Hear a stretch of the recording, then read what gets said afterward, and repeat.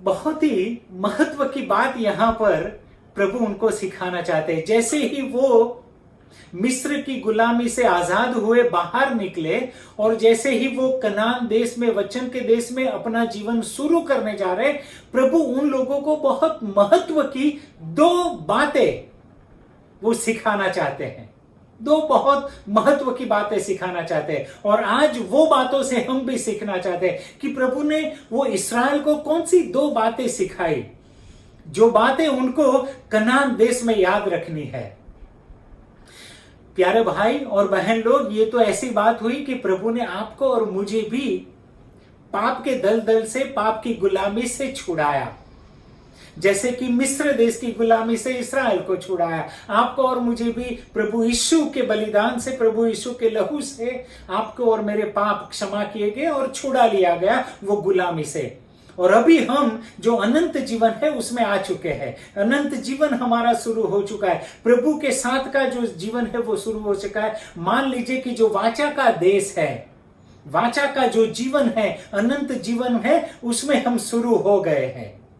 लेकिन वो जीवन जब हमारा शुरू हो गया है तो हमारा जीवन हमको कैसे बिताना है? कौन सी दो महत्व की बातें आपको और मुझे याद रखनी है जो ये पृथ्वी के जीवन पे आपको और मुझे काम में आएगी? वचन के देश में उनको ये दो बातें महत्व की काम में आई। कौन सी दो बातें ऐसी हैं कि आपको और मुझे भी ये पृथ्वी पर जब तक हम जिएंगे आपको और मुझे मदद करेगी? पहली बात, जब ये लोग अभी कनान में एक से बढ़कर एक से बढ़कर एक से आगे आगे आगे, एक से दो देश या शहर या नगर वो अपने वश में लेने वाले हैं, उसके पहले प्रभु ने उनको पहला सबक सिखाया, पहला लेसन, पहली बात उनको प्रभु ने सिखाई। पहली बात ये है, प्रभु कहते हैं 16वां पद, यहोवा ने यह नगर तुम्हें दिया है। बहुत महत्व की बात, यहोवा ने तुम्हें यह नगर दिया है। मूसा ने नहीं, यहोशू ने नहीं, कालेब की बात नहीं है, इस्राएल की खुद की बात नहीं है, इस्राएल के घोड़ेसवार की बात नहीं है, इस्राएल की तलवार की बात नहीं है, इस्राएल की जो सैन्य है उसकी बात नहीं है। किसकी बात है? ये नगर जो है, यरीको जो नगर है, वो किसने दिया है? यहोशू ने साफ बता दिया उन लोगों को कि ये नगर यहोवा ने दिया है। कितनी बड़ी सच्चाई है, कितनी बड़ी सच्चाई। उनको मिस्र की गुलामी से किसने छुड़ाया? यहोवा ने। मूसा ने नहीं, ना ही हारून ने, ना ही फारून राजा ने, फेरो ने नहीं। किसने छुड़ाया? यहोवा ने उनको गुलामी से छुड़ाया। और अभी जो आगे बढ़ रहे हैं वो लोग, और वहां पर लिखा गया है कि उनको नगर भी जो देने वाले हैं, नगर के पर जो विजय उनको प्राप्त कराने वाले हैं, वो उनकी तलवार नहीं, वो उनका बल नहीं, लेकिन यहोवा ने उनको नगर दे दिया है। Praise the Lord. प्यारे लोग, प्रभु का ये वचन है, प्रभु की ये सच्चाई है कि जो इस्राएल को सीखनी पड़ेगी, क्योंकि वचन के देश में अभी वो लोग जा रहे हैं, अलग अलग राजाओं के साथ उनका पाला पलने वाला है, अलग अलग नगर के साथ उनका युद्ध होने वाला है, बड़े बड़े कदावर लोगों के, सामर्थ्यवान लोगों से उनकी लड़ाई होने वाली है। और बहुत महत्व की बात कि जो युद्ध करने वाले लोग थे इस्राएल में, वो यहां आने से पहले मर गए। बाइबल में लिखा है, जो युद्ध कर सकते थे, युद्ध में माहिर थे, उनको वो आता था कैसे युद्ध करना है, वो सीखे हुए थे, तालीम लिए हुए लोग थे, लेकिन अभी वो लोग मर गए हैं। कहने का तात्पर्य यह है कि कनान देश में अभी जो जा रहे हैं वो फ्रेश जवान लोग हैं, जिनको लड़ाई का अनुभव नहीं है, जो लड़ना नहीं जानते हैं, विजय कैसे प्राप्त होता है वो उनको भी पता नहीं है। और ऐसे लोग अभी कनान के जो राजा है, कनान के जो नगर है, उसके विरुद्ध में युद्ध करने वाले हैं। कैसे युद्ध होगा, कैसे विजय प्राप्त होगा? यही बात आपके और मेरे जीवन की भी सच्चाई है कि जब हम हमारे जीवन में आगे बढ़ रहे हैं तो आने वाली जो समस्याएं हैं, वो समस्या को आप और मैं सुलझा नहीं सकते हैं। बड़ी बड़ी समस्याएं हैं, बड़ी बड़ी तकलीफें हैं, और हमारा जो अनुभव है वो काम में नहीं आएगा, क्योंकि बाइबल में जो लिखा है, जो लड़ने वाले लोग थे, युद्ध कर सकते थे, वो लोग मर चुके हैं, और अभी फ्रेश जाति वो कनान देश की ओर आगे बढ़ रही है। आप और मैं भी ऐसे ही है। आपका और मेरा कुवत, कौशल, सामर्थ्य, ये सब काम में नहीं आएगा। इसीलिए प्रभु उन लोगों को ये पहला सबक सिखाना चाहते थे, पहली महत्व की बात सिखाना चाहते थे कि नगर यहोवा देते हैं, विजय यहोवा देते हैं। तो इसीलिए कभी भी अपने घुड़सवारों के ऊपर, अपने रथों के ऊपर, अपने तलवार के ऊपर भरोसा कभी नहीं रखना, क्योंकि युद्ध वो यहोवा का है। कनान देश जो देने वाले हैं वो परमेश्वर यहोवा है। छुड़ाया किसने? यहोवा ने। तो आगे भी कौन बढ़ाएगा? यहोवा आगे बढ़ाएगा, क्योंकि प्रभु जानते थे कि ये लोग जो है नई जाति है, नई प्रजा है, जवान लोग है, बिन अनुभवी लोग हैं, तो वो डर जाएंगे और वो ऐसी चाहत रखेंगे कि हम वापस क्यों न चले जाए। इसीलिए प्रभु ने कहा साफ कि युद्ध तुमको नहीं जीतना है, युद्ध यहोवा का है। इसीलिए प्यारे लोग, आपको भी प्रभु बोलते हैं कि आपके जीवन का जो युद्ध है, आपके जीवन की जो समस्या है, आपके जीवन की जो तकलीफ है, वो आपकी नहीं है, वो यहोवा का है। आपके लिए युद्ध यहोवा लड़ेंगे, आपके लिए जो सामर्थ्य की जरूरत है वो यहोवा पूरी करेंगे। प्रभु उनको बता रहे हैं सबसे पहली बात, ये नगर जो है वो यहोवा देते हैं। कितने सुकून की बात है, कितने आशीष की बात है कि नगर यहोवा देते हैं।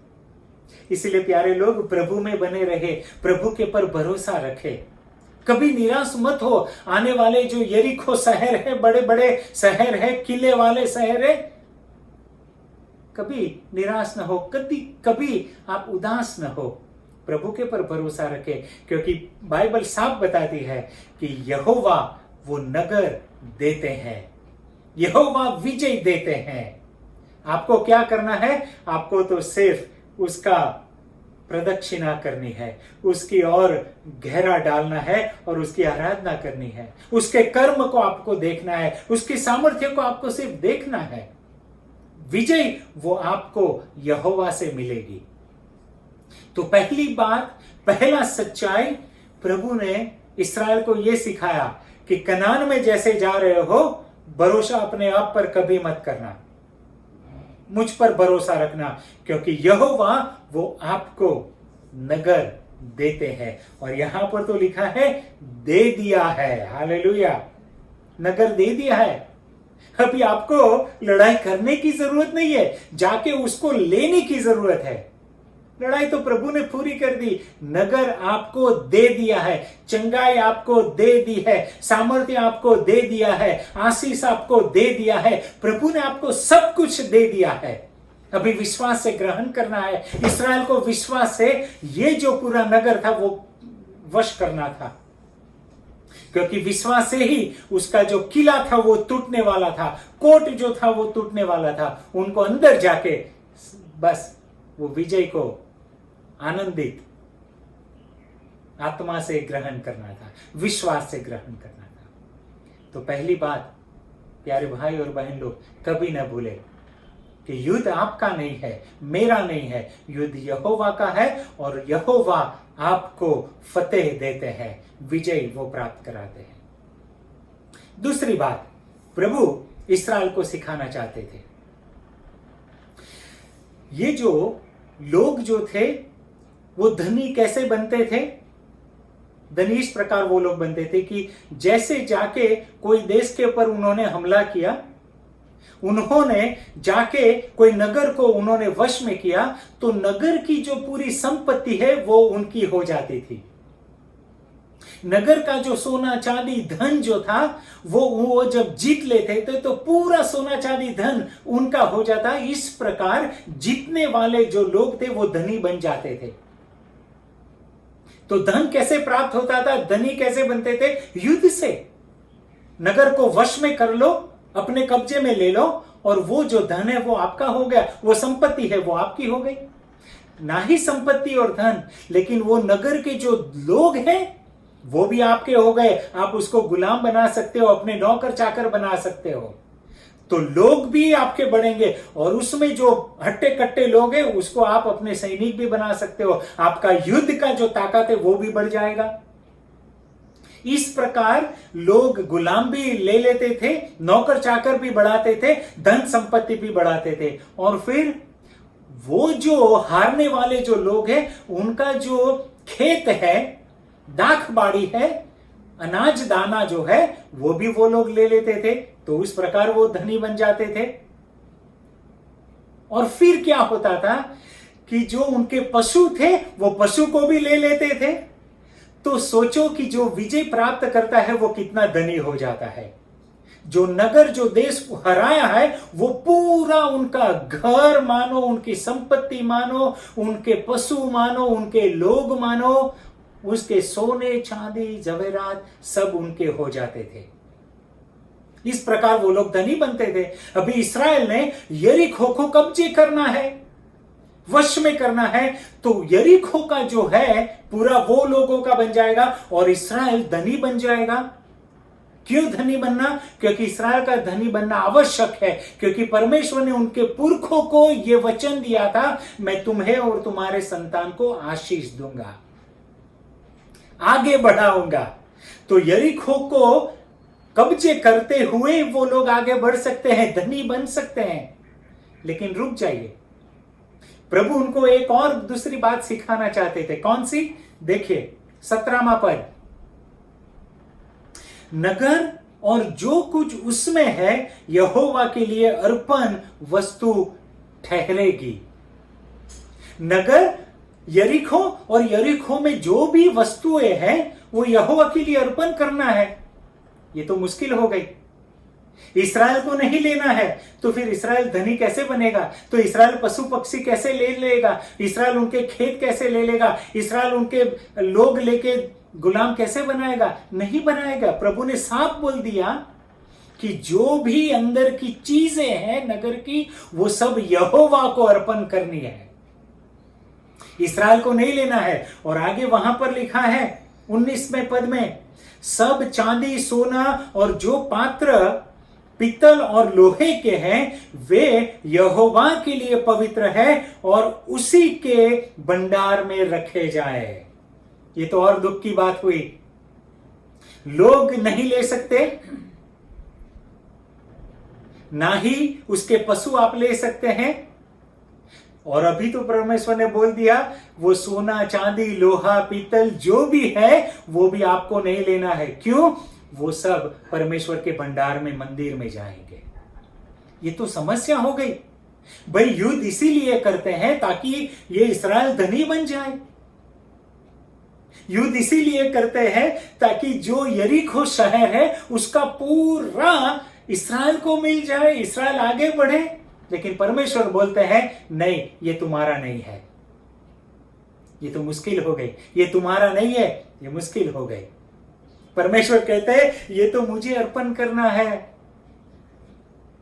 तो प्रश्न ये होता है कि परमेश्वर ने जो कहा कि इस्राएल धनी बनेगा, आशीष पाएगा, आगे बढ़ेगा, समृद्ध होगा, संपत्तिवान होगा, कैसे होगा?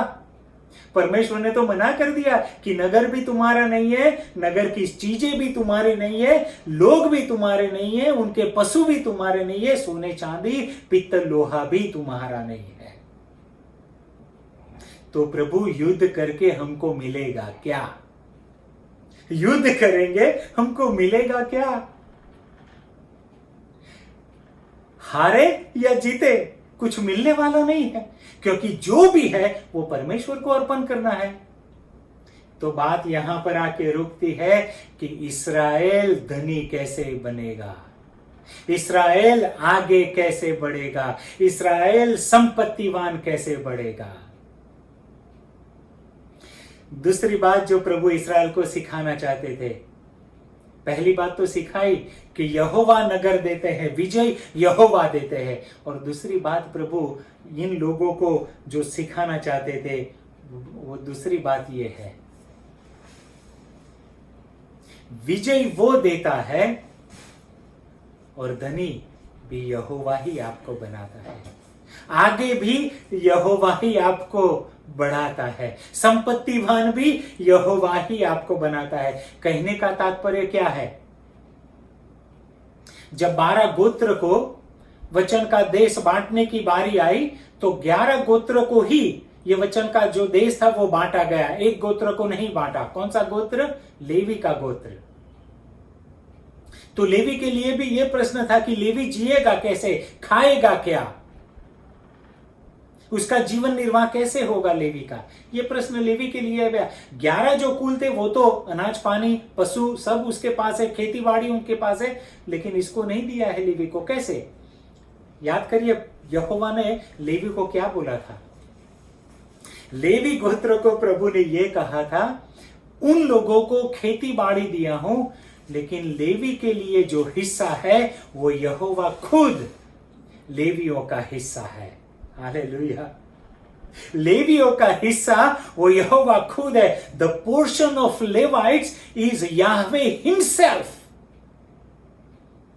कितनी बड़ी बात है। बाकी लोग खेत से जिएंगे, लेकिन लेवी जो है वो यहोवा से जिएगा। यहोवा उसका हिस्सा है,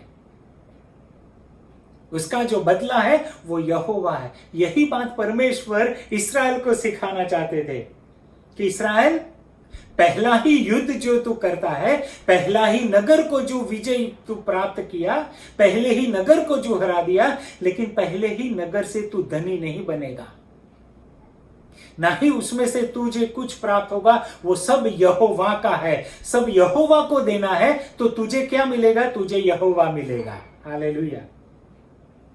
यहोवा को सब कुछ सौंप दे, सामने यहोवा बदले में तुझे मिलेगा। तेरा बदला, तेरा हिस्सा वो यहोवा खुद है। प्रभु इस्राएल को ये सिखाना चाहते थे कि अभी से तेरा बदला जो है वो यहोवा खुद है। विजय वो दिलाएगा और आगे भी वही तुम्हें बढ़ाएगा। जीवन भी तुम्हारा यहोवा ही आगे बढ़ाएगा। तुम्हारा बदला वो यहोवा है। तो इसीलिए धन के ऊपर, पशु के ऊपर, खेती बाड़ी के ऊपर, सोने चांदी के ऊपर अपना मन मत लगाना और कभी मत सोचना कि उसमें तेरा वो जीने आने वाला जीवन है वो उसमें जीवन है, तू उसके द्वारा आशीष पाएगा, वही तेरी आशीष है। नहीं, यहोवा तेरी आशीष है, यहोवा तेरा बदला है। प्यारे भाइयों और बहन, हम हमारा जीवन किसको मानते हैं? हमारा हिस्सा किसको मानते हैं? प्रभु बोलते हैं तुम्हारा जो कुछ भी है वो मुझे अर्पण कर दो, सामने बदले में यहोवा तुम्हें मिलेगा। आपको और मुझे क्या चाहिए?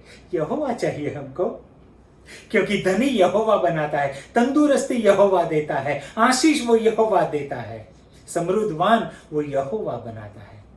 तो हमें तो यहोवा चाहिए, बाकी कुछ नहीं चाहिए। प्रभु ने यही इस्राएल प्रजा को सिखाया कि जैसे कनान में अभी आगे बढ़ोगे, धन संपत्ति के पर भरोसा कभी नहीं करना, पशु खेती बाड़ी के पर कभी भरोसा मत करना, भरोसा यहोवा के पर करना, क्योंकि तुम्हारा बदला वो यहोवा है।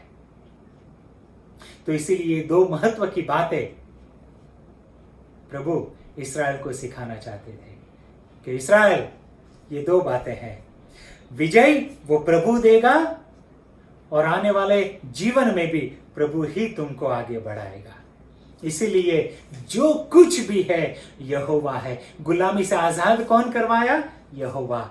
और वचन का देश में कौन लाया? यहोवा। और वचन के देश में आगे कौन बढ़ाएगा? यहोवा। और वचन का देश जो है वो आखिर में प्राप्त कौन कराएगा? यहोवा। प्यारे लोग, पाप की गुलामी से कौन छुड़ाया? यहोवा। अभी ये अनंत जीवन में दाखिल कौन कराया? यहोवा। और अनंत जीवन में आगे कौन बढ़ाएगा? यहोवा। पृथ्वी पर के जीवन में हमको कौन जिलाएगा? यहोवा। किस नाम से हम पृथ्वी पर जिएंगे? यीशु के नाम से जिएंगे। यीशु ही विजय है और यीशु ही हमारा धन है। उसके पर भरोसा रखो और प्रभु में आगे बढ़ो। प्रभु हम सबको आशीषित करे।